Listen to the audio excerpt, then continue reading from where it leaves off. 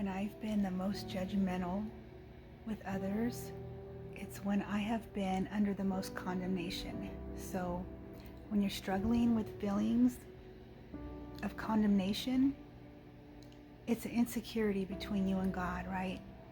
So you could be trying to conform to beliefs of a denomination, a spouse, a leader in the church, a close friendship, and you start placing burdens on yourself because you're afraid of not being right with God.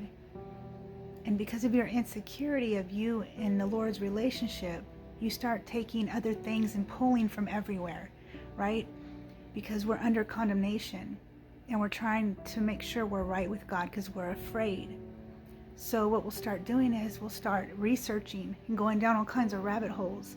I have to have the right exact version of the Bible, or be careful of this and be careful of that, and it's never ending. And when you talk to people who are under insecurity or even dealing with condemnation, they might love the Lord very much, and they could be even like well-meaning. They're not trying to put burdens on you, but whenever you talk to them, you feel drained, because instead of like encouraging each other in the Lord, it seems almost like you're hunting for wrong in everything. Like everything is a sin, and it goes further than just personal conviction. Because when you're walking closely with the Lord, you'll have so much grace for people. Not that you won't speak truth, or not that you won't be able to lead them if they're in sin or in error, but there's a grace you have because you're plugged in, right? You're abiding in the vine. And when you're abiding in the vine, you won't minister from a place of fear. And I've done this before. I've been insecure with the Lord, and so I'm trying to constantly figure out, what do I got to do? What are all the loopholes so I don't get in trouble with God? Then I have to have the perfect version of the Bible to read, and I have to not celebrate this or do this a certain way. And it's not even because the Lord is showing me.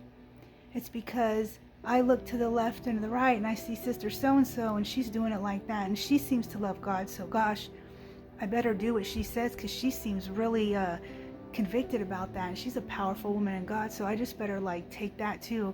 So you start taking these things, trying to make them convictions when it wasn't even about your conviction with the Lord. It was about trying to, I guess, appease God, because you're unsure if you're right with him. You're unsure if he's pleased with you.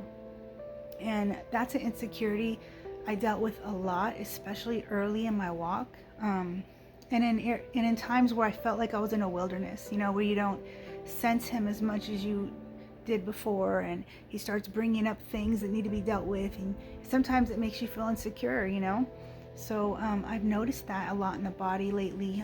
I was having a conversation with a friend today about people who do that. It's like when they minister to you, it's like warning, warning, warning. Don't do this, don't do that, stay away from this, don't celebrate that. You got to read this version, and you got to not watch that person, and you got to be careful, and you got to do this, and you got to do that.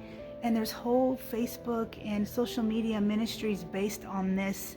It's like they're trying so hard to make sure they're right with God. And so, meaning well, they're like, well, let me spread this information out because I don't want anyone else to get it wrong either. But when you're abiding in the vine, there's a conviction to where the Holy Spirit will say, hey, walk away from that. And all your friends could be doing it, and they could be just fine. And the Lord will be like, don't do that. Close that door. Close that door. And you'll be able to. But see, you won't have to turn around and fearfully warn everybody and their mama about what the Lord shared with you, because that was your conviction. And when the time is right, he may bring somebody your way that you can teach that to, where it's their time to learn that.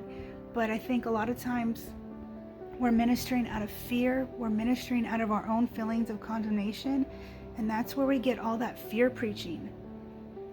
I've done it. I've been guilty of it, where somebody comes to me all happy and they're like, all new in the Lord, and they're just like happy to share with me. And I'm just like, well, be careful with that because this could happen. And it wasn't even led by the Spirit. It was just me thinking I knew something, right? So I hope this is making sense. I just was thinking about it and I was like, man, how many times have we been struggling with our own relationship with God or feeling insecure, and it comes off as us like spewing condemnation onto other people because we're afraid we're not right. So let's make sure that we're operating from a place of abiding in the vine and not a place of taking everybody else's convictions upon us, because if it's not a true conviction from the Lord, it'll become a burden, right?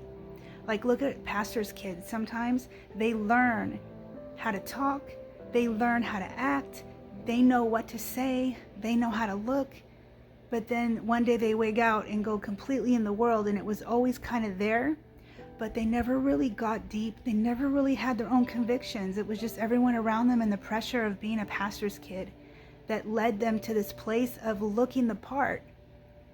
And then one day they just throw it all off and they're lost. And so it's really important to get right with God in a way that's abiding in the vine, where you're seeking him, where you're believing that if you ask him for bread, he's not going to give you a stone. And he's not going to lead you into error. The only time we get deceived is because we're led away by our own desires, right? If we truly have a heart after God, even if we do walk into error for a season, he will always lead us out. The Holy Spirit will always lead us into truth. So we don't have to be so afraid for ourselves. If your heart is to please God, it's funny because the people who love God so much will be so afraid that they're somehow missing him or dishonoring him in some way. And just because the very fact that their heart is not to dishonor God, he will make sure he shows you. You know what I mean? If you seek him with all your heart, he will reveal himself to you, and he'll reveal himself to me, and it's just a relationship. So I think if we would walk in that more often, there would be so much less condemning preaching, fearful preaching, and people would just be able to live and minister to people from a place of wisdom and love instead of so much condemnation and strife. Just thinking out loud. Have a blessed night.